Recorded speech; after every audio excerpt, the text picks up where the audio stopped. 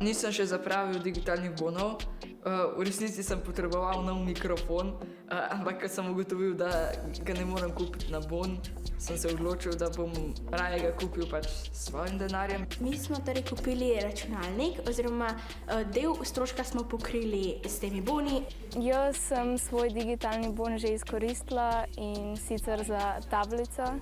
Moji starši so malo pozabili, da to rabimo zapraviti. Sem se pa razveselila, da bom z njim lahko kupila nov računalnik.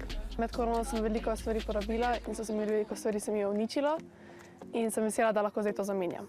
Družine, ki imajo na primer več otrok ali pa nimajo dosti denarja, si lahko privoščijo tablico, računalnik za cenejšo ceno. Si lahko kupimo nekaj, kar nam bo ali pomagalo v prostem času nekaj ali pa tudi za šolo kaj.